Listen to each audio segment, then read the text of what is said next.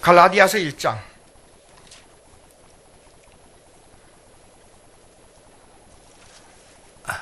6절부터입니다.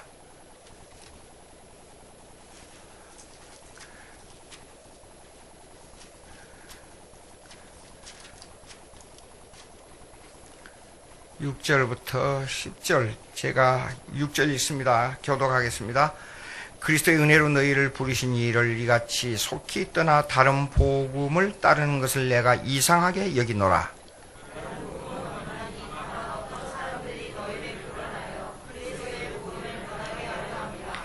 그러나 우리나 혹은 하늘로부터 온 천사라도 우리가 너희에게 전한 복음 외에 다른 복음을 전하면 저주를 받을지어다.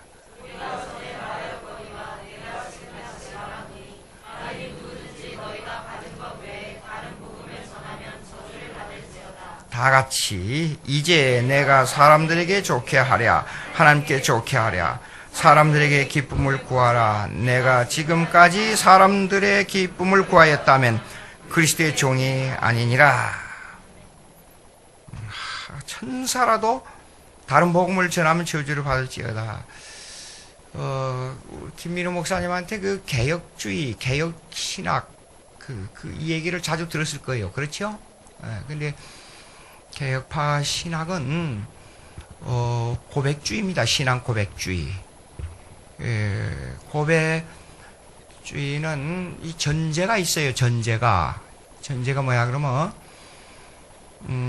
WCC나 종교 WCC나 다원주의, 종교 다원주의, 플루럴리즘, 그다음에 싱크로티즘, 종교 혼합주의는 상대주의를 강조해요. 상대주의, 객관성, 상대주의적 객관성. 말이 조금 어렵지만 상대주의적 객관성이라는 것은 뭐냐 그러면 이쪽에 옳은 것, 저쪽에 옳은 것, 여기저기 옳은 것을 다 혼합해서 거기에 공통점을 찾자 그 말이에요. 그러나 우리는 개혁신학은 신앙 고백주의이기 때문에 절대주의적 객관성을 찾습니다. 절대주의는 뭐냐면 하나님은, 성경은 하나님 말씀이다. 그걸 넘어서면 안 돼요. 예수 그리스도만 구세주다. 여기요. 예수 그리스도만 구세주다. 예수는 완전한 하나님이고 완전한 인간이다. 그 다음에 우리가 주장하는 삼일체 하나님, 그 절대주의를 넘어서 다른 걸 말하면 안 돼요. 근데 이 신앙 고백, 하나님의 말씀, 예수 그리스도, 삼일체론, 이런 이 넘어서면 안 되는 이것을 절대로 해놓고 이 안에서 예수 믿는 사람의 공통점을 찾는 거예요. 그 신앙 고백 안에서. 그걸 개혁파 신학이라 그래요. 개혁파 신학 그러니까 뭐냐 그러면 2000년 예수님 이후에, 물론 구약도 마찬가지, 예수님 이후에 구약도 마찬가지인데 2000년 교회사가 걸어오면서 신앙 고백을 한 전 교회사의 신앙 고백을 가지고 우리가 하나님, 예수 그리스도, 삼일체, 교회, 구원, 종말 이런 걸 논한 거예요. 그것이 개혁파 신학이라 그래요. 간단히 말하자면. 그런데 이제 칼빈에 대해서 오늘 얘기를 했는데, 칼빈이 이것을, 그러니까 칼빈 이전까지의 이 신학을 기초로 해서 교리학을 정립한 사람이에요. 그러니까 1500년 동안, 예수님 이후에 1500년 동안 교리학이 사실상 지역적이었어요. 지역적인 것을 전체적으로 만들어서 교리를 체계화한 사람이 칼빈이에요. 예. 그러니까 칼빈주의 그리우면 일명 개혁주의 그렇게 말합니다. 개혁파 신학이라 그래요. 근데 왜 개혁파라는 말이 나오냐 그러면, 개혁파는 뭐냐 그러면 맨 처음에 로마 캐톨릭을 대항해가지고 처음에 루서파가 나왔어요. 루서파가 나오면서 성경을 전체적으로 보는 관점에서 말한 것이, 개혁파가 나온 것이, 그 대표자가 누구냐 그러면 개혁파의 교리적 대표자가 칼빈이에요. 그래서 칼빈주의 그러면 개혁파. 근데 한 파는 교회까지, 교리까지 전부 합해서 파라 그래요. 그러나 신학적으로 말할 때는 개혁신학, 개혁주의 그래요. 그러니까 칼빈이 이제 그런 이 루터는 개혁 종교 개혁의 도를 떠든 사람이라 그러면 그 떠든 그 속에 가재를 잡고 고기를 잡은 사람이 누구냐면 칼빈으로 말할 수가 있어요. 어느 모임에 갔어요. 제가 신학자들 모임이라 해서 한 10대 명 모였는데 갔는데 각자 돌아가면서 말하는데 제 앞에 분이 기장측에서 홍암계 목사님이라는 분이었어요. 그래서 대뜸이라니 칼빈은 성교에 아무 신학이 소용이 없다고 그래요. 제 차례가 돌아왔어요. 그래서 끝받아가지고 나는 칼빈이 말하는 신학을 아주 신봉하는 사람인데 칼빈을 그렇게 칼빈 신학도 모르고 성교를 대입시켜가지고 말하는 거 보니까 기분이 아주 나쁘다고 제가. 성교는 있잖아요. 실천신학 분야에 속하기 때문에 칼빈이 교리적 분석을 해놓은 거하고는 거리가 먼데 그거는 이게 안 되는 거예요. 여러분요. 우리가 여기 대학에서 다 전공한 분들이 있잖아요. 여기요. 나 지금 물리학을 하고 있다고 가정하십시다. 물리학을 가정하고 있는데 나는 화공학을 공부하고 있어요. 근데 화공학에 대한 것에 물리학하고 접착점이 있는 게 있어요. 그렇지요. 모든 학문은. 근데 접착점이 없는 걸 갖다가 억지로 붙이면 그게 학문이 성립됩니까? 물어봅시다 한번. 성립이 안 되잖아요. 신학에 있어서 교리학하고 성교학과는 교리학은 성경의 원리를 말하는 것이지만 성교는 실천신학 분야에 속해요. 매치가 안 돼요. 매치가. 근데 하다 일어나서 그래도 박사라는 양반이 또 일어나서 하는 말이 칼빈주의는 뭐 성교학에 아무 소용이 없다고. 보니까 기장측에서 온 사람이 일어나서 미쇼데이 성교학을 강조하기 때문에 그런 말을 하는 거예요. 미쇼데이 뭐예요? 구조학을 깨자. 현재 속에 뭐 가난한 사람을 해방 운동을 뭐 어떻게 하자. 해방 신학이 어쩌다. 민중 신학이 어쩌다. 그런 얘기 하려고 그런 칼빈의 교리를 공격하는 겁니다. 칼빈 강요를 쓰게 된 동기가 있어요. 동기가 있는데 프랑스에서 프란시스 1세 그때 왕이에요. 프랑스 왕이 프란시스 1세예요. 프란시스. 이게 마이크를 이렇게 해야 돼요. 말이 들리기 위해서.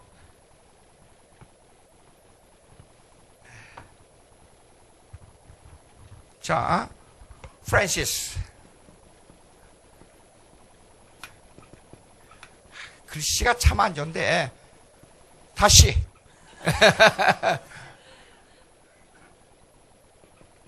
잘 쓴다는 게 이 정도니까 막 갈게 쓰면 얼마나 잘못 쓰겠어요. 생각을 해봐요. 프란시스 1세가 왕이었는데 1세에게 편지, 기독교를 옹호하기 위해서 편지를 보낸 것이 그 시발점이었어요. 칼빈 강요가 나오게 된 것은. 여러분 칼빈 강요 강의를 들었다면서요. 아, 그러면 이게 얼마나 강의가 하기가 좋은지 모르겠어요. 하여간 세계에서 유명한 교회가 회복의 교회예요. 그런데 처음에는 기독교를 이해시키기 위해서 이걸 글을 쓰기 시작했습니다. 근데 나라가 기독교인들을 압박하는 형포가 자꾸만 늘어가는 거예요. 그러니까 그럴수록 칼빈의 마음속에서는 강한 반발이 더 일어나는 거예요. 그리고 그 동지들을 자꾸만 핍박하고. 근데 문제가 뭔가니? 자꾸만 로마 가톨릭의 관습을 가지고 성경의 원리적인 교리를 틀렸다고 자꾸만 공격이 들어오는 거예요. 그래서 자꾸만 순교자가 나오고. 근데 칼빈은 교회의 본질에는 성경을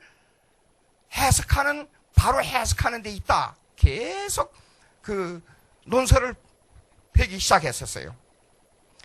근데 프랑스에서는 이렇게 변호를 했습니다. 변호가 아니라 이게 핍박하는 그 논리가 이랬습니다.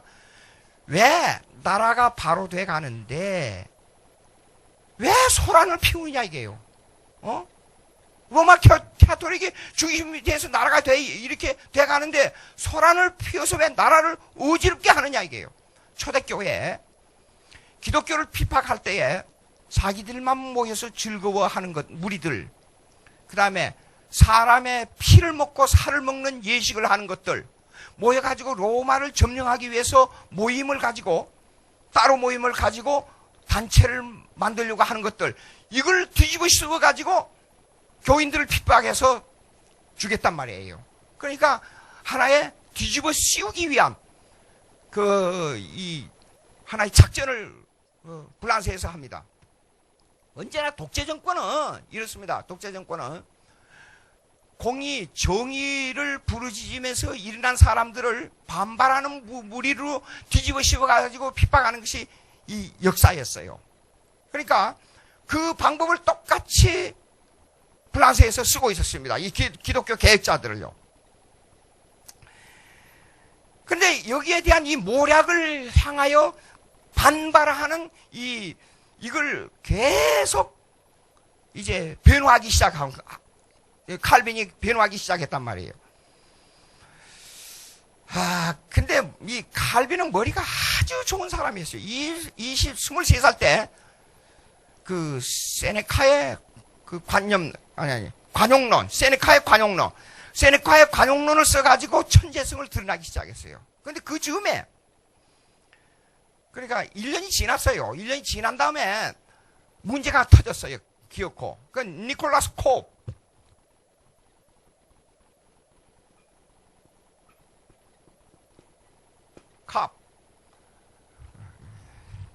그러면 미국에서 속으로 경찰이라는 뜻인데, 캅이 불란서 대학 총장의 취임을 하게 됐는데, 이 취임사를 누구에게 부탁했냐 하면 칼빈에게 부탁했어요. 칼빈이 개혁파 정신을 가지고, 개혁신학의 정신을 가지고 이걸 써서 그것을 이제 읽고 거기에 의해서 취임사를 했단 말이에요. 니콜라스가. 그래, 불란서 정부에서 이걸 작성한 사람이 누구냐 조사를 하기 시작한 거예요. 칼빈이란 걸 알았어요. 그래서 칼빈을 체포해라. 그 체포 들어가서 감옥에 들어갔어요. 이제 상당 기간 동안에 감옥살이를 하고 나왔는데, 칼빈이 그걸로 인해서 그냥 가만히 있었으면 좋은데, 감옥에 나와가지고 미사, 메스, 로마 캐톨릭의 미사에 대한 것을 공격해서 글을 썼어요. 근데 이거 의외로 파장을 일으키기 시작했어요. 엄청난 파장이 일어났어요. 즉, 성찬에 대한 문제, 그 다음에 세례에 대한 문제, 이 의식, 여기다가 이거 뭐 그림 그려놓고 뭐 기도하는 거, 절하는 거, 이런 것을 낱낱이 비성경적으로 나타난 것들을 파헤쳐가지고 글을 써서 발표를 해버렸어요. 그래서 이 프란시스 1세가 이제는 적극적으로, 아주 공격적으로 핍박이 가해지기 시작했어요. 그래서 칼빈의 친구인, 그러니까 약 25명이 화형을 당했고, 그 주위에 있는 사람들 조금만 관계가 있어도 감옥에다 집어넣고 계속 고문을 가하기 시작했어요. 왜? 여러분 생각해 보세요. 왜? 루터가 종교개혁을 일으켰는데 핍박은 왜 칼빈을 옹호하는 사람들에게 더 심하게 강해졌느냐? 그걸 알아야 돼요. 원인이 거기 있습니다. 루터는 미사, 이 의식, 예전, 이걸 행하는 것에 대해서 이렇게 말을 했어요. 루터는 성경에 명시가 없는 한 의식을 집행해도 된다. 다시 한번. 성경에 명확한 시도, 성경에 명시가 없는 한 그 의식은 집행해도 된다. 이것이 루터의 사상이에요. 근데 칼빈은 성경의 반대로 명시가 되지 않는 것을 우리가 꾸며가지고 하면 안 된다. 성경에 없는 것을 우리가 꾸며가지고 그것을 하면 안 되고 성경에 가는 데까지만 가고 성경에 멈추는 데까지만 해야 된다. 이게 칼빈의 사상이에요. 그러니까 칼빈의 마음속에는 로마 캐토릭이 하는 예전, 의식, 예식 이것이 마음에 안 든 거예요. 그래서 낱낱이 이걸 파헤치기 시작한 거예요. 그러니까 로마 캐토릭에서 볼 때는 루터보다도 칼빈이 더 미워요. 왜냐? 예전을 가지고 자 보세요. 로마 캐토릭에서 이렇게 가르쳐요. 와서 신부하고 천을 가리고 아니 교회 왔다 갔다 하는데 목소리 모르겠어요. 다 알지. 내가 누구하고 어느 남자가 와서 내가 누구하고 어느 여자하고 간음죄를 지었는데 어떻게 했대요? 아 그래요.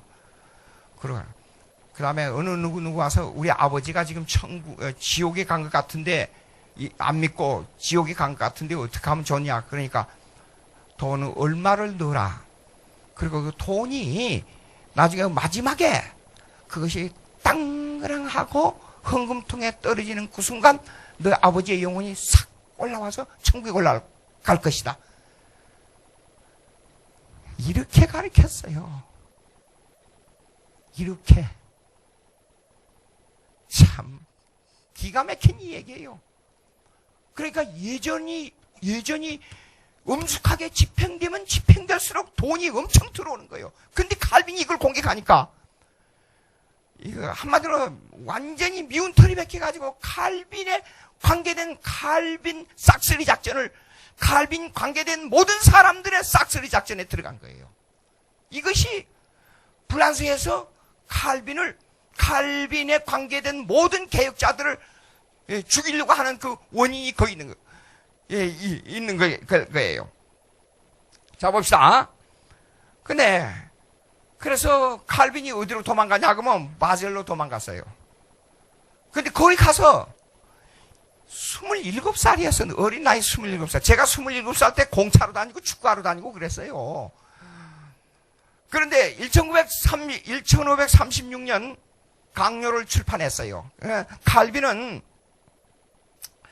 몇 년도에 태어났냐 그러면 루터보다도 24년 늦게 태어났어요. 그러니까 1509년에 태어나서 1564년에 세상을 떠났어요.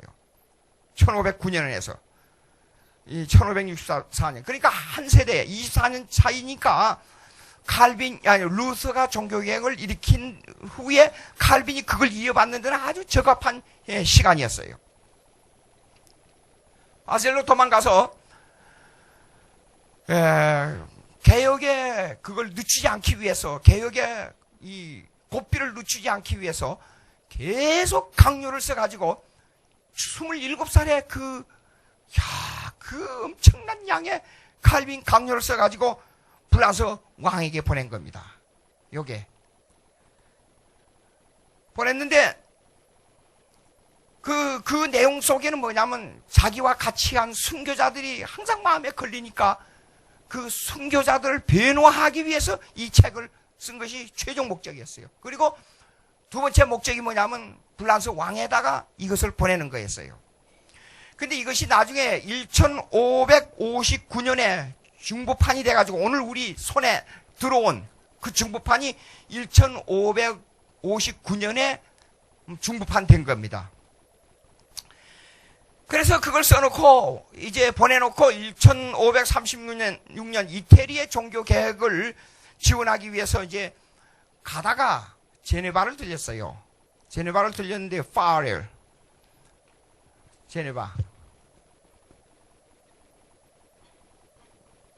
파렐이라는 사람을 만났어요. 그러니까 자기 아버지 뻘 되는 사람이에요. 그 20년이 조금 넘는가 그런 나이였어요. 파렐이. 그 제네바에 들렸는데 파렐을 만나게 됐어요. 만나가지고 내가 이태리에 가서 종교 개혁을 도와야 되겠다 그러니까 파렐이 안 된다. 지금 여기가 더 중요하다. 지금 개혁파 교회하고 로마 캐토릭 교회하고 지금 개혁파 교회에서도 강경파, 온건파가 지금 엄청난 미궁에 빠져가지고 이 제네바 시를 개혁해야 유럽이 개혁의 이 원천 지가 이 전초기지가 될 수 있다. 여기를 개혁해야 된다고. 그래도 이태리로 가려고 그랬어요. 그러니까 파레르이 나중에는 저주를 했어요. 당신이 이렇게 위급하게 처한 제네바를 개혁하지 않으면 하나님이 당신에게 저주를 내릴 것이다. 이런 중차대한 일을 내버려 두고 육신의 안위를 위해서 이태리로 가려고 그러느냐. 그 말에 충격을 받아가지고 칼빈이 제네바에서 종교개혁을 이제 하기 시작한 거예요. 그런데 그때 당시에 1535년 제네바 시의회는 미사를 금하고, 이 중요한 얘기입니다. 미사, 로마 캐토릭의 미사를 금하고 개혁파가 점령할 그 즈음이었어요. 그러니까 이 개혁을 해야 될 이 서로의 좋은 인물을 찾고 있는 중에 파레르이 칼빈을 만난 거예요. 네. 그래서 빨리 오라. 그래가지고 당시에 파레르의 조수로 들어간 겁니다. 사실상 칼빈이. 그래가지고 칼빈이 세 가지 개혁안을 내놨어요. 첫째, 요리문답. 요리문답 그러면 이상하게 생각하죠. 얘들 하이델버그 신앙고백 배웠다면서요. 그게 요리문답입니다. 그러면 맨 처음에 문 나오잖아요. 따닥따닥따닥따닥. 그 다음에 답 나오죠. 따닥따닥따닥. 이 내용의 성경 전체를 교리적으로 이렇게 만든 사람이 2000년 교회사의 칼빈이 최초예요. 예. 근데 이것이 이어져 가지고 나중에 웨스트민스터, 웨스트민스터 신앙 고백에도 요리문답이 이렇게 나와요. 그래서 칼빈이 그거 아주 아무것도 아닌 것 같지요. 묻고 대답하고. 근데 성경을 묻고 대답하는데 이런 형식으로 만들었다는 것이 굉장한 거예요, 보니까. 제가 어려서부터 요리문답을 배우는데 하나님이 어떤 분이요? 전지, 전능, 거룩, 공의로우시고 은혜로우시고 자비로우시고, 그것이 그 문답이 그냥 말해서는 안 되는데 하나님은 어떤 분이요? 할 때는 줄줄줄 나와버려요. 그걸 칼빈이 착안했다는 것은 기가 막힌 거예요, 보니까. 예? 어거스틴의 교리는 읽으면 교리적으로 아주 깊은 내용이 있는데 아주 감이 와요. 근데 칼빈의 교리문답처럼 머리에 쏙쏙 들어오질 않아요. 그러니까 요리문답 배우는 게 아주 중요합니다. 어려서부터. 그걸 어떻게 칼빈이 착안했는지 기가 막히다. 그런 생각을 해요. 그래서 이 요리문답을 만들고, 그 다음에 첫째 그 개혁의 조수로, 파레르의 조수로 들어가지고 교리문답. 그럼 두 번째 뭘 했냐 그러면 신앙에 동의하지 못하면 추방을 시켰어요. 추방운동. 예? 그 다음에 세 번째 매달 성찬식을 했어요. 매달 성찬. 제가 미국에서 목회할 때 교회에서 매달 성찬을 했어요. 근데 상당히 성찬에 구약도 들어서 설명하고 신약도 들어서 설명하고 예수님 것도 설명하고 제자들 것도 설명하고 사도들에 대한 내용을 쫙 시리즈로 해가지고 1년을 마치고 나니까 성찬의 성경의 내용이 이렇게 많은 줄 꿈에도 생각을 못했다 그래요. 예? 그래서 성찬을 매달 12시리즈를 만들었어요, 제가요. 그래가지고 그러니까 성찬을 그렇게 매달 했던가 하고. 그런데 이제 보세요. 칼빈은 이렇게 면도날 같은 생긴 것도 그렇지 않아요. 저하고는 비슷하게 안 생겼지만은 하여간 아주 그 칼빈은 그 강하게 개혁운동을 시작했어요. 그러다 보니까 반발이 일어났어요. 어떻게 됐어요? 1538년 파레르하고 칼빈이 추방당해버렸어요. 쫓아내버렸어요. 그래서 하는 수 없이 칼빈하고 파레르 추방당했는데 그 중요한 요점이 있습니다. 그 추방당한 요점. 그 뒤에는 로마 캐토릭이 있었기 때문에 그래요. 로마 캐토릭이 없었으면 추방 안 당했습니다. 그 중요한 요점이 뭔가 하니 종교 분리예요. State and Church.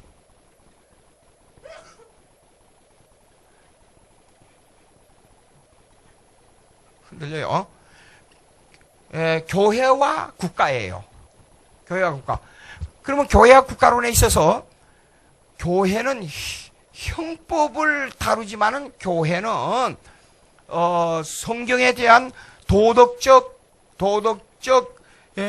윤리적 형벌을 다루는 곳인데 왜 형법이 교회에 관여되고 이 교회로 말미암아 사형 선고를 국가에서 내려야 되는데 왜 교회가 관여되냐? 이걸 분리해야 된다. 이것이 칼빈의 주장이었어요. 요점은 그겁니다. 만약에 교회에서 범죄한 것을 여러분 검사가 와서 형벌을 기소를 해가지고 판사가 형벌을 내린다 그러면 여러분 받아들이겠어요? 못 받아들일 겁니다. 그렇죠? 예. 근데 이 교회와 국가론에 대한 것을 믹스해가지고 합해가지고 이것을 처리한 것에 대한 분리를 하자. 이것이 칼빈의 주장이었어요. 근데 로마 캐토릭은 절대로 이 분리를 원치 않습니다. 이것이 있어야 돈을 긁어 모을 수 있으니까. 이것이 있어야 교회가 중세 교회가 세계를 지배했던 것처럼 자기들의 지배권 권력이 들어오니까 안 되는 거예요. 그런데 여기에서 칼빈과 파렐이 이 문제로 말미암아 결국은 힘에 붙여가지고 쫓겨나기 시작했어요. 이제 방랑생활이 또 시작됩니다. 그 방랑생활에 있어서 파렐은 뇌사태요. 그러니까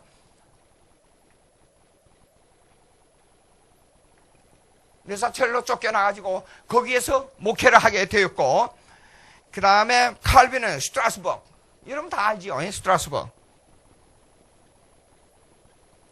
스트라스버그로 쫓겨나가지고 거기에서 쫓겨난 가난한 사람들, 노동자들, 이민 온 그런 사람들을 이제 모아서 가르치고 목회를 하기 시작했어요. 그런 가운데 무슨 논쟁이 벌어지냐 그러면 또, 사돌레토.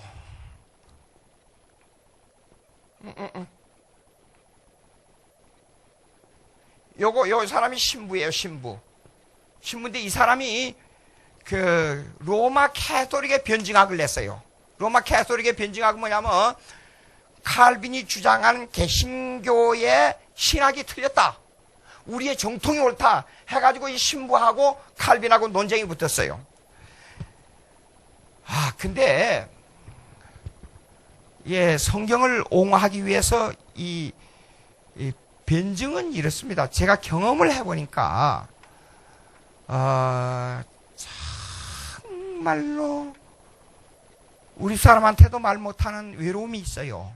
제가 이 개인의 생각이 어떨지 모르지만 그냥 목회를 하게 되면 위로하고 나하고 대화하고 이렇게 서로 주고받는 게 있어요. 근데 신학적 논쟁은 어느 누구도 나 혼자만이 짐을 져야 돼요. 어느 누구도 하나님의 말씀을 변호하기 위한 그 논쟁에 마음을 같이 해줄 수 있는 사람이 거의 없어요. 그러면 오래전부터 신학교에서, 신학대학원에서 신학적 논쟁으로 항상 피해를 볼 때 오직 하나님의 말씀만 이 얘기를 하는데, 그렇지요. 또, 어느 분이 이 하나님의 말씀을 강조하는 분인데도 불구하고 이단에 몰렸어요. 아무리 신학을 봐도 이단이 아니에요. 근데 이 사람은 한국적으로 평신도들이나 보통 다른 교단에서 이단으로 결정된 사람이에요. 근데 이것이 이단이라 아니라는 것을 변호하는데 분명히 이 사람은 이단이 아니에요. 근데 이단이 아니라고 변호하는데 저를 이단의 동조자로 몰아요. 예? WCC 때문에 싸우는데요. 같은 동지끼리도 마음이 안 맞으면 거기서 내분이 또 생기고 또 싸움이 일어나고, 내일 가는데도 며칠 전부터 고민이 돼 잠이 안 와요. 그러면 칼빈은 보십시오. 일생을 기독교를 변호하고 교리적 논쟁을 하고 글을 쓰고 그러다가 세상 떠났어요. 그 무거운 짐을 칼빈이 어떻게 지고 이겼을까? 그런 생각을 해요. 칼빈은 걸어다니는 병원이었어요.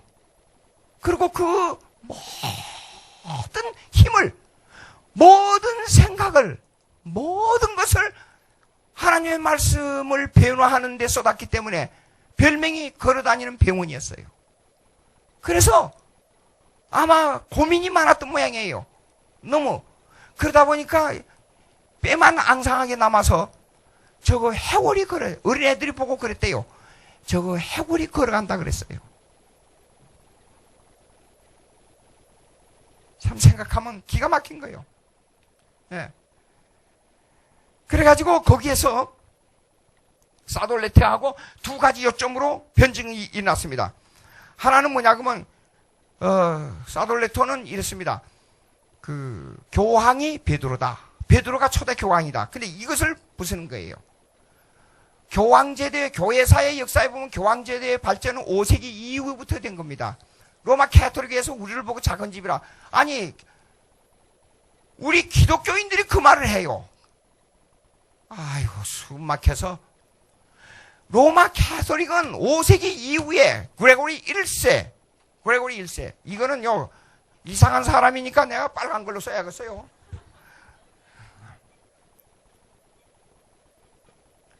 그레고리 1세가 북방으로 계속 복음을 전하러 가는데, 북방에서는 뭐냐 그러면 이 말 타고 왔어. 영국에서 비행기를 내리는데 이렇게 내려다보면 섬나라니까 일본처럼 저기 산이 많고 뭐 굴곡이 많은 것 같이 보이죠. 그게 아니에요. 영국은 보니까 그냥 이렇게 산도 거의 한 5도 정도밖에 안 되는 이렇게 민둥산이고, 평야, 광야, 말을 마음대로 달려도 끝이 없이 보여요. 그러니까 이 사람들은 말 달리며 활 쏘고 이 전쟁하고 칼 쓰는데 능한 사람이에요. 그러다 보니까 글을 공부를 안 해. 공부를.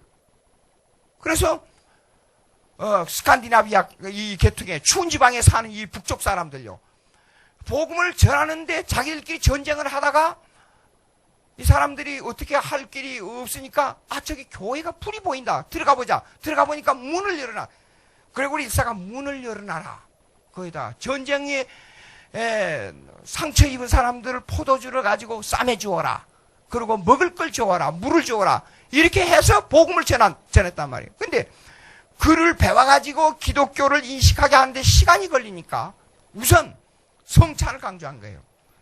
야, 이거 받아 마셔. 예수님의 피야.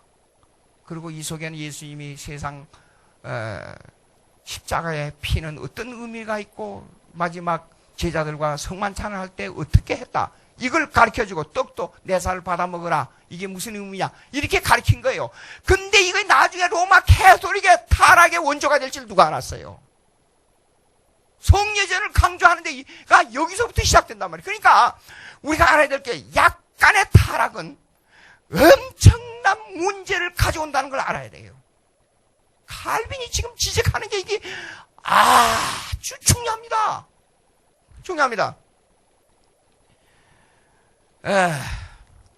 그 다음에 두 번째가 뭐냐면 로마 캐토릭이 주장하는 게 공로를 주장해요. 모르티즘. 우리는 믿음으로 구원한다. 하나님의 은혜를 강조한단 말이에요. 의인은 오직 믿음으로 살리라. 근데 그 사람들은 공로를 강조해요. 예수 믿어도 공로를 강조해요. 그러니까 항상 헌금을 얼마나 했느냐. 돈에 관심이 있어요. 항상 돈에. 그 다음에 그러니까 what he has more important than who he is in front of God.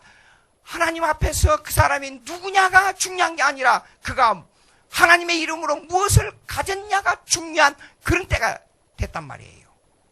그것을 그렇게 강조해. 내가 가지는 것. 그래서 성례전을 강조하고 그 신부가 어느 성당으로 가느냐, 어느 지역에 주교가 되느냐, 어디에서 그 한국의 그 추기경 어느 지역에 세력이 있는 추기경에 대해서 교황이 어느 쪽으로 되느냐, 전부 여기에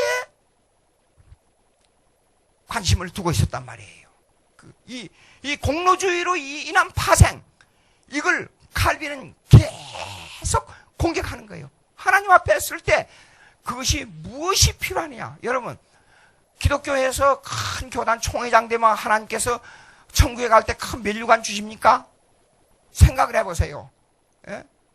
계시록에 보게 되면 선교자들이 예수님 하나님 주위에 서 있고 전도 많이 하는 사람들이 하나님 주위에 서 있어요. 한번 생각해봐요. 자, 그런 두 가지 논쟁을 사돌레트하고 변증, 칼빈의 변증학이 여기서부터 이제 꽃을 피기 시작했단 말이에요. 5세기 이후에 로마 캐토릭이 나왔으니까 우리는 뭐냐 그러면 5세기 이전에 참 기독교를 찾은 원뿔이에요. 그러니까 우리는 원뿔이고 저 사람들은 가지니까 우리 원뿔에서 가지가 나와가지고 좀 커졌다 해가지고 큰 집이라고 아우성되고 있어요. 쉽게 말해서 그게 조그마한 데서 커가지고 나가가지고 집을 좀 크게 지었다고 큰 집이라고 그렇게 말하는 겁니다. 이제 가서 칼빈이 목회하다가 아주 신실하고 예수를 잘 믿고 그런 과부를 만났어요. 그래가지고 과부하고 결혼했어요. 결혼했는데 아들을 하나 낳았어요. 근데 아들이 얼마 안 돼서 죽었어요. 그리고 그 부인하고 9년을 살다가 그 아내가 9년 만에 세상을 떠났어요. 근데 제가 칼빈이 진짜 칼처럼 면도칼만 같은 사람으로 보여져요? 아니에요. 그 사람의 글을 읽어보면 그 사람의 인격이 나와요. 근데 칼빈 강요를 읽으면 논리적으로 사람을 벽에 부딪혀가지고 코너에 몰아서 꼼짝 못하게 해요. 논리가. 그런데도 불구하고 칼빈의 문장은 엄청 부드러워요. 아주 부드럽고 감흥이 있고 감성도 예민하고 논리적이고 체계적이에요. 칼빈 강요를 읽어보세요. 그렇습니다. 그런데 아내가 죽은 거에 대해서요, 그렇게 슬퍼했어요. 그리고 아내를 그리워하는 마음이 너무 강해서 파레르한테 편지를 보낼 때 아내에 대한 편지를 수없이 보냈어요. 사랑하는 내 아내가 하늘나라에 가서 어떻게 지내는지 모르겠다고. 아내를 그리워하면서. 그러니까 주위에서 결혼하라 그랬어요. 그러니까 안 한다고. 왜 그러냐? 하늘나라에 가면 내 아내를 만날 텐데 내가 그 아내가 그리워 그걸 기다리는 마음으로 하늘나라에 가서 내 아내를 만나는 그 기다리는 마음으로 결혼할 수 없다고. 칼빈이 그러고 일생을 독신으로 혼자 살았어요. 대단한 분이죠. 혼자 지내면서 부엌에 이렇게 그릇을 이렇게 씻으면서 우리 집사람 생각을 해요. 그런데 부엌에 쓸 때마다 우리 집사람 생각이 그렇게 나요. 옛날에 내가 일하고 돌아와서 있을 때 우리 집사람은 기다리고 있다가 내게 밥을 해줬는데 그렇게 그리워져요. 근데 쫓겨나고 있는 동안에 제네바는 어떻게 잘 평온하게 됐겠어요? 혼란이 더 왔어요. 난리가 났어요. 막 이게 논쟁이 벌어지고 문제가 그러다가 보니까 칼빈을 추방한 강경파가 차츰차츰 힘이 약해져 버렸어요. 그리고 온건파가 다시 점령하게 됐어요. 그럴 때 도저히 제네바가 안 되겠다. 제네바가요 창녀 소굴로 변해가고 술 주전뱅이들이 늘어나고 그러니까 안 되겠다. 칼빈과 파레를 부르자. 다시 불렀어요. 방랑 생활을 끝내고 다시 돌아왔어요. 근데 칼빈이 조금 마음을 그동안에 가 있으면서 고생도 많이 하고 방랑 생활했으니까 마음이 좀 누그러질 줄 알았는데 옛날하고 똑같아요. 다시 옛날에 교리문답을 작성한 그걸 다시 곧 해가지고 또 훈련해, 옛날하고 똑같이 훈련에 들어간 겁니다. 훈련을 시키고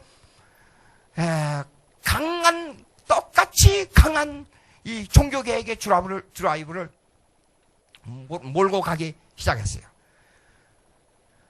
근데 여기서 이제 원래 강성은 또 강성을 부른다고 여기서 한 5사람이 있는데 3사람만 제가 소개했어요.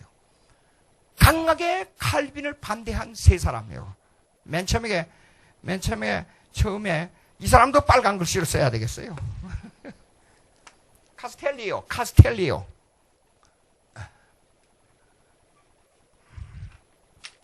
첫째가 카스텔리오. 그 다음에 두 번째가 몰색. 그 다음에 설베투스. 또 틀렸어요. 이게 흔들리니까 2살 틀려, 어떻게 해요?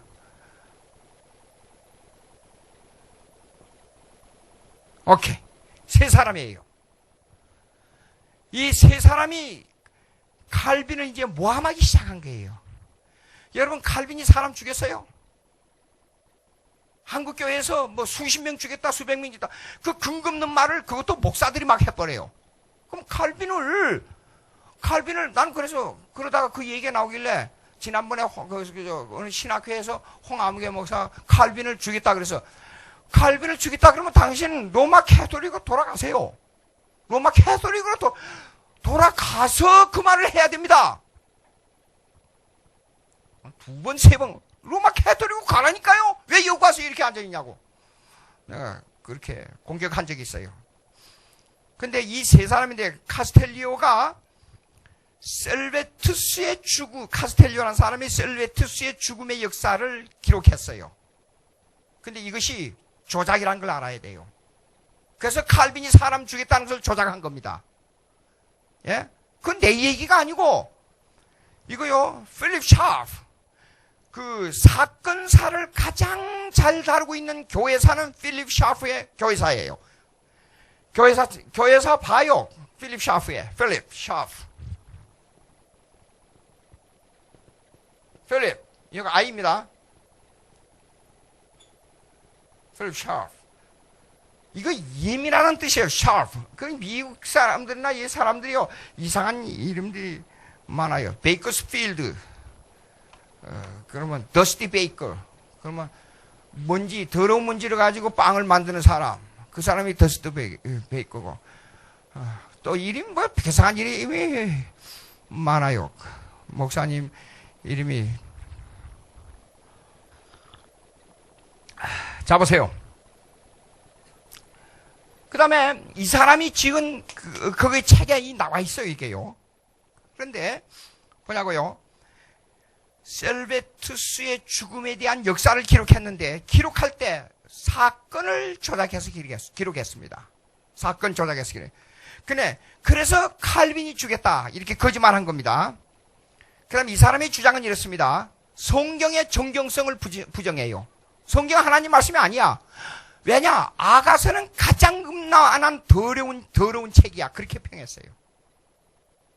이런 사람이 이런 정도의 사람이 칼빈을 비평할 수 있어요? 말도 되지 않는 것을. 근데 그런 사람들의 말을 칼빈이 죽였다고 하는 이런 사람들의 말들은 오늘 신교의 목사들이 그렇게 얘기를 한다고요. 열이 나서 또. 그 다음 볼색 보자고요, 볼색. 이 사람도 칼빈의 생애를 저술했어요. 근데 칼빈의 생애를 저술한 내용에 이렇게 말했습니다. 칼빈은 하나님을 모독하는 자라 해가지고 모함에서 뒤집어 씌웠어요. 가장 하나님을 경건하게 섬기는 사람을. 칼빈을 신성 모독자로 몰아세웠단 말이에요. 칼빈이 왜 죽었느냐? 저주를 받아 죽었다, 그렇게 말했어요. 이 사람이요. 그리고 중요한 게 있습니다. 예정서를 부정했어요. 예정론 부정하면 성경 신앙이 제대로 된 사람이 아닙니다. 예정론을 부정했어요. 그 다음에 왜 예정론을 부정해서 무슨 말을 한 줄 알아요? 하나님은 죄의 책임자다 그랬어요. 인간이 죄를 짓게 하는 책임을 져야 된다. 이렇게 말을 했어요. 이 누가 신성모독자고 누가 하나님을 잘못 평가하는 겁니까? 이런 말들을 오늘 교회에서 그냥 함부로 여기 따가지고 그냥 칼빈을 비평한다니까요. 이게 개우 반했는데 큰일 났네. 그 다음에 셀베투스 봅시다. 셀베투스는요, 머리가 비상한 사람이에요. 그 사람은 의사고 법률가고 천문학자예요. 인류의 최초로 이 혈액순환을 발견한 사람이에요. 예. 그리고 그가 쓰는 의학 그 논설을 보게 되면요, 맞는 것들이 너무 많아요. 오늘날의 그 입장에서 볼 때요. 그러니까 이 사람이 머리가 좋기 때문에, 이 언어를 구사하는데 아주 그 남을 무시하는 언어를 많이 썼어요. 그리고 과격한 언어를 쓰고. 그래서 어디로 가나 말을 하거나 뭐 이렇게 사람과 관계를 맺으면 불화를 일으키는 성격이에요. 셀베투스는요. 그래서 1931년에 그의 저서에는 삼위일체는 오류가 있다, 틀렸다 이렇게 썼단 말이에요. 그럼 어떻게 돼요? 이단이 아니에요? 이단이에요. 그런데 그 책을 펴내가지고 그걸 그러고 있었으면 좋은데 이걸 칼빈에게 보냈어요. 그러다 보니까 자연히 칼빈하고 신학적 논쟁이 시작된 거예요. 이 책을 보냄으로 말미암아. 그러나 칼빈은요, 이 사람을 개심하도록 노력을 했어요. 그 배경이 그럴 수밖에 없습니다. 어떻게 하면 이 사람을 개심시키도록, 회개시키도록 할까 하고 전심을 기울였어요. 근데 칼빈이 셀베투스를 죽였다는 말은 말이 안 되는 겁니다. 예? 셀베투스는요, 그걸 논쟁을 붙여놓고 어떻게 하면은 칼빈을 제네바에서 추방할까? 추방운동을 벌이고 있었어요. 그러니까 칼빈을 쫓아내면 자기가 교회에 있어서 교리적 실권을 잡을 걸로 생각한 거예요. 셀베투스가요. 예?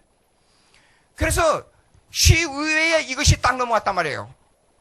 시의회에서 이걸 고민하기 시작한 거예요. 삼일체론을 받아들여야 이게 논쟁이 없어지는데 삼일체론을 반대하면서 칼빈 추방운동을 하니까 시의회가 이걸 어떻게 해야 돼요? 보통 고민이 아니에요. 그런데 칼빈의 얘기를 들으니까 그 사람을 회개시키자고 하는 거예요. 시의회에서. 예? 그런데 이미 로마 캐토릭에서는 그 삼일체 그 책을 딱 받아보고는 이 사람은 이단이라 해가지고 로마 캐토릭에서 사형운동을 결정해버렸어요. 사형운동만 결정이 안 됐더라도 시간을 좀 끌었으면 어떤 결과가 나올지 그건 아무도 몰라요. 사형운동을 딱 결정해버렸네. 그러면 어떻게 됩니까? 시의회하고 칼빈하고 궁지에 몰릴 수밖에 없어요. 만약에 셀베투스를 용서하게 되면 칼빈이나 시의회가 이단으로 몰려버려요.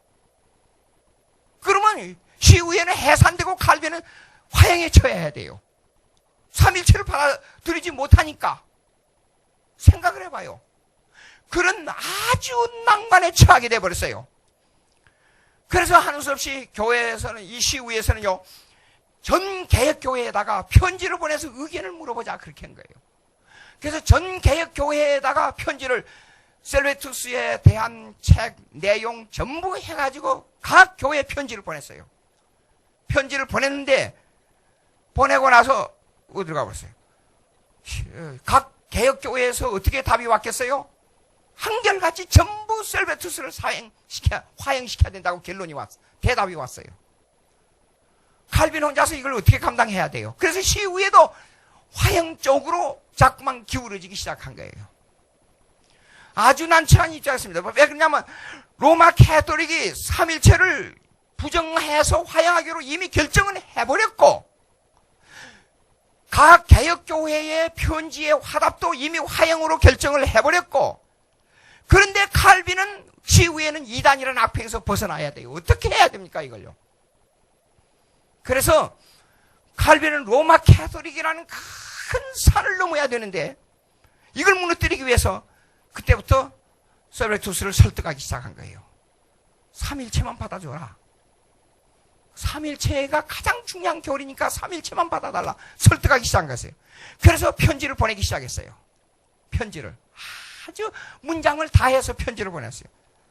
그런데도 불구하고 이 셀베투스는요, 시의회를 그냥 아주 욕하고 저주하고 아주 불경스럽게 아주 강한 어조로 칼빈을 아주 죽일 사람으로 몰아가지고 계속 공격을 하면서 편지를 반대로 보냈어요. 그러니까 이 제네바 시민들이 그걸 알고는 시민들이 붕괴해서 일어나게 돼버렸단 말이에요. 이거 어떻게 방법이 없어요. 그런데도 불구하고 편지를 칼빈이 보냈는데도 셀베투스가 스스로 편지를 딱 거절해버리고 편지 교환을 끊어버렸어요. 아, 참. 여러분, 여기까지만 물어봅시다. 칼빈이 사람 죽였다고 생각합니까? 셀베투스를 칼빈이 죽였다고 생각합니까? 이거는 제 얘기가 아니고 필립 샤프의 교회사에 나온 얘기입니다. 제 얘기가 아니고요. 그래서 셀베투스는요, 그렇게 칼빈이 설득한데도 불구하고 자극적인 은사와 모욕적인 은사와 거만한 은사와 제네바 시민들을 무시하는 은사로 계속 반발을 하기 시작한 거예요. 그 내용은 셀베투스가 보낸 그 편지에는 그 셀베투스의 친구인 파우핀이 있어요. 파우핀.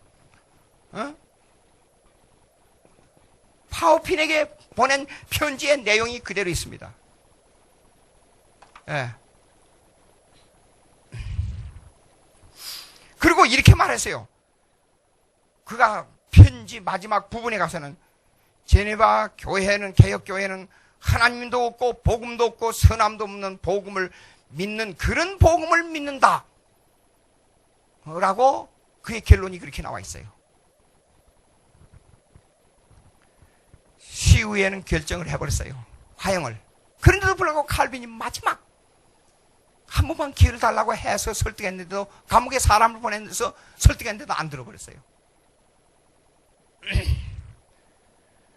그 칼빈이 이제 그것을 어떻게 할 방법이 없으니까, 그래도 사람이 고통을 당하는 화형은 하지 말라.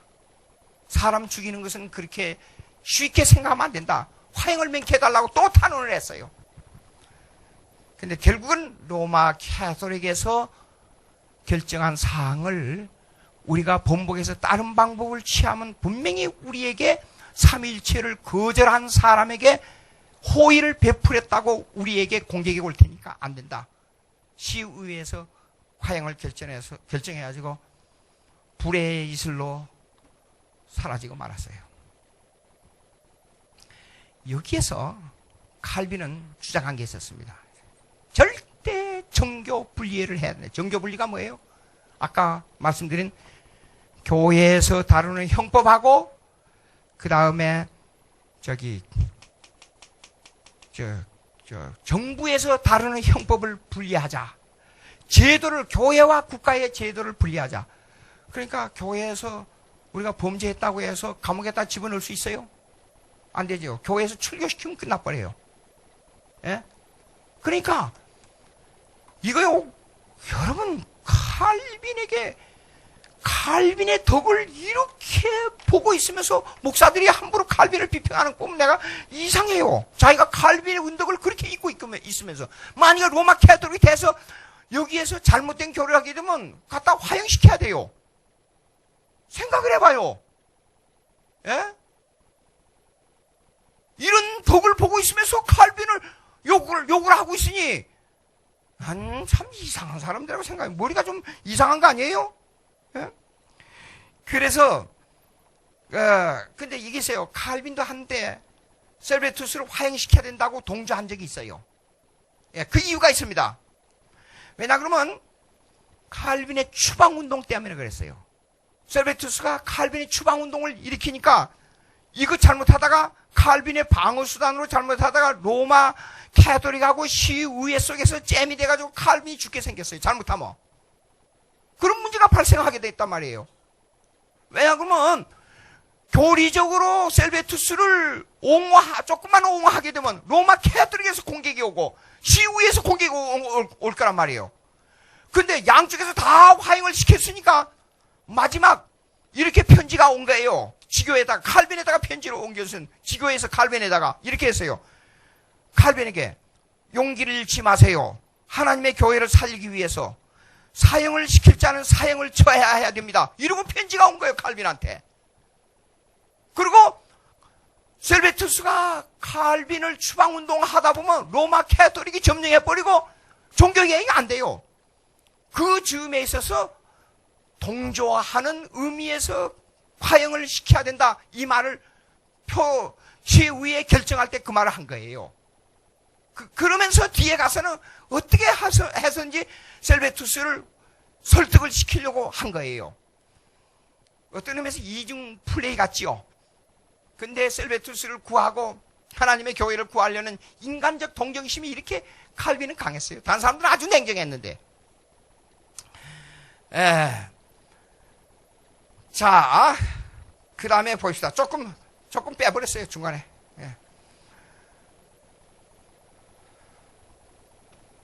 자, 칼빈이 화가 난 게 있었어요. 셀베투스에 대해서. 첫째, 하나님의 주권 신앙을 무시했어요.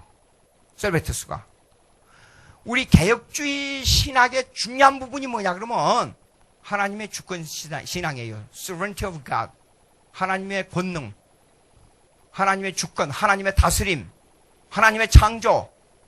그것이 아주 중요한 교리예요. 근데 셀베투스는 이걸 무시해버리고 인간의 의지를 강조한 거예요. 두 번째, 이렇게 말을 했어요. 셀베투스가 삼위일체 교리는 교회의 변주와 함께 생겨난 무익한 교리다. 그렇게 말했어요. 여기에 칼빈이 화가 난 거예요. 삼일체 교리는 처음 초대 2세기부터 시작된 거예요. 삼일체 교리는. 예? 그리고 4세기, 5세기, 6세기까지 3세기 동안 거쳐서 형성된 큰 신조가 있습니다. 아타나우스 신조.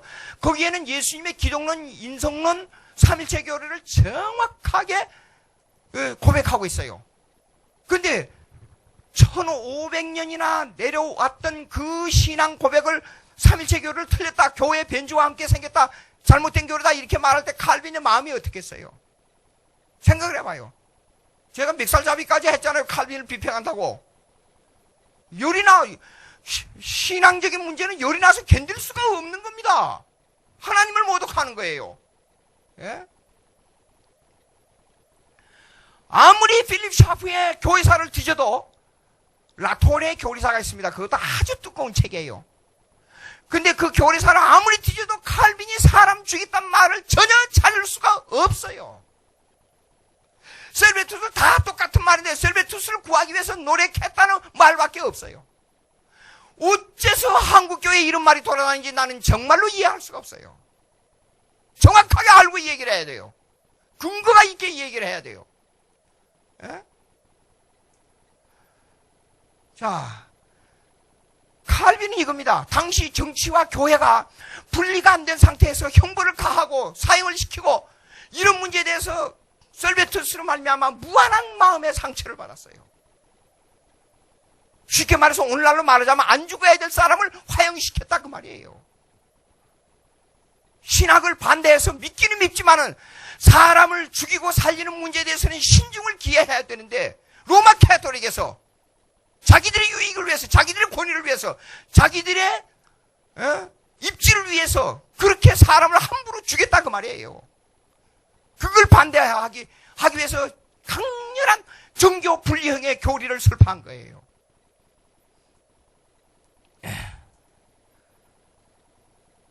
칼빈을 보고 누가 이렇게 말합니다.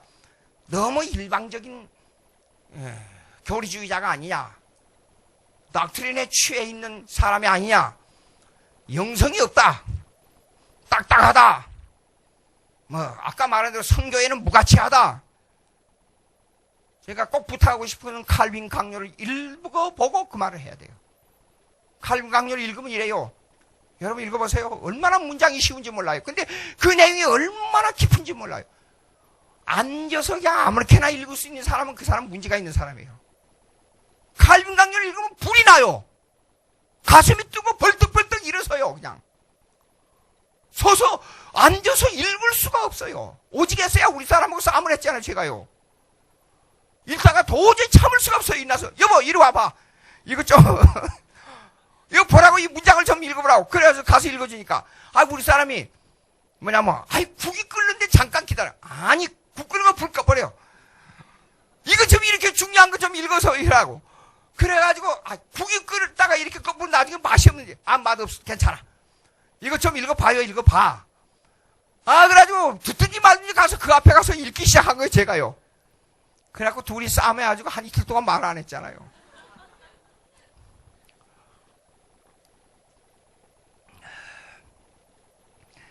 칼빈 강렬을 읽어보고 말을 해야 돼요. 읽어보고. 칼빈을 알고 말을 해야 돼요. 얼마나 정이 많고 얼마나 세심하고 얼마나 영적인 사람인지 모릅니다. 그가 써오는요 보세요. 문화관 1500년 동안 전혀 닿지도 못했어요. 어거스틴은 국가와 교회론의 관계에서 기독교를 변호한 데 끝나고 자기의 신앙 고백에서 끝났어요. 4세기, 5세기, 6세기 신앙 고백에서 3세기 동안에 대논쟁은 벌렸지만 기독론하고 삼일체론에 끝났어요. 근데 그의 칼빈 강요 사고는요, 신론, 인간론, 구원론, 기독론, 교회론 전체를 성경을 조직신학적으로 엮어냈어요. 천재, 1천년 만에 한 번 날까 말까한 천재예요. 예? 대단한 사람입니다. 근데 그는요, 아주 영적으로 폭넓고, 깊고, 성령에 취해가지고, 그 역사적 배경 설명도 정확하고, 고백주의로 가지고 기독교를 변호하고, 그의 문화관, 국가관, 일반 총론, 정교분리령이, 정교분리령, 꿈도 못 꾼 이 얘기를 엮어냈어요. 감히. 근데 그 신학이 오늘날까지 계속되고 있어요. 종교 분리행도 있지 않습니까? 18세기에 와서 얼마나 로마 캐톨릭으로 말미암아 유럽이 요동쳤는지 몰라요. 결국은 19세기 들어와서 모든 교회와 국가들이 칼빈의 논설을 받아들이게 됐어요.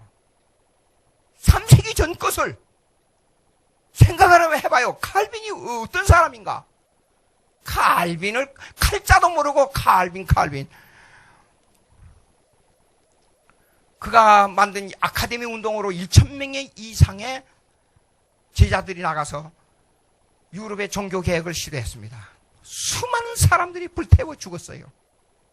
존 낙스는 마지막에 영국 정부를 향하여서 외치면서 그의 수제자 중에 수제자였어요. 칼빈에 죽어갔습니다. 그래서 영국에서 청교도 운동의 시발점이 됐고, 웨스트민스터 신앙 고백의 시발점이 됐고, 그 존 낙스 칼빈의 운동으로 말미암아 영국의 교회가 장로교회에서 세계에서 당시에 가장 튼튼한 장로교회 기초를 낳게 됐어요. 근데 그 일로 말미암아 불란서의 위그노 족속이 있었어요. 위그노 족속은 불란서 30년 전쟁이 바로 위그노 족속 잡아 죽이는 운동이었습니다. 30년 동안. 근데 그 신앙이 끝이지 않고 계속됐습니다. 결국에 나중에 30년 전쟁 후에 위그노 운동으로 말미암아 불란서 신앙 고백을 만들 때 칼빈 것을 받아들이자. 그래서 칼빈주의로 받아들여서 칼빈주의 신학을 받아들여서 불란서 신앙 고백이 형성됐어요. 그런 걸 생각해 보면 기가 막힌 거예요. 수없는 순교자들. 그래서 청교도는, 그리고 나중에 여러분 하이델버그 신앙 고백 있잖아요. 하이델버그 신앙 고백은 어디에서 땄냐? 칼빈이 만든 제네바 교리서를 기초로 해서 만들어진 겁니다. 칼빈의 신앙 고백, 제네바 교리서를 통해서 하이델버그 신앙 고백을 만든 거예요. 52주 배우게 됐잖아요. 자, 루터, zwingli, 그 다음에 칼빈, 그 중간에 주잉글리가 들어요. 주잉글리는 로마 캐톨릭하고 전쟁터에 나가서 군대로 가서 싸우다가 젊은 나이에 전사했어요. 제 생각에는 좀 더 효과적인 종교 개혁을 하려면 주잉글리가 10년만 더 살았으면 하는 마음이 간절해요. 루터보다 칼빈에 가까우니까. 근데 하나님의 역사는 주잉글리를 먼저 데려가고 칼빈을 통해서 역사하도록 만들었다고 생각이 들어요. 중간에 또 넘어가고, 칼빈이 죽을 때 55세의 나이로 마지막 죽을 때 그는 내 무덤에 비문을 세우지 말라 그랬어요. 왜 그렇습니까? 그랬더니 나를 빛나는 업적을 비문에다가 세우면 하나님의 영광이 가려진다. 기가 막힌 사람이에요. 눈물 나는 사람이에요. 난 나이가 들어가면서 이런 생각을 해서 내가 죽으면 내 비문을 누가 어떻게 만들까? 그런 생각을 해요. 칼빈처럼 비문 세우지 말라 그래야 되는데도. 야, 칼빈같이 루터는 이래서 가정에서 할기가 남치고 찬송가 내 주는 강한 성이요. 그럼 아들 보고 야 따라해. 불러. 그렇게 해서 이 분위기를 이끄는 사람이 있어요. 루터는. 근데 칼빈이 이래요. 얼마나 세심한지. 농담적으로 찬송을 부르다가 하나님이 영광이 가려질까? 하나님의 말씀을 그냥 흥미로만 읽다가 이것이 하나님께서 나를 어떻게 보실까? 그래서 항상 발걸음 하나 조심하고 이 생각 하나 조심하고 펜 하나 돌리는 것 조심하고 아주 진짜 하나님이 눈 뜨고 눈을 이렇게 부릅뜨고 보는 입장에서 행동하는 사람이에요. 칼빈의 신학. 그러니까 잠자는 것 외에 한 번도 단 한시라도 하나님의 생각을 떠나서 무슨 활동을 하려고 하는 사람 같이 보이질 않았어요. 칼빈은. 걸어다니면서도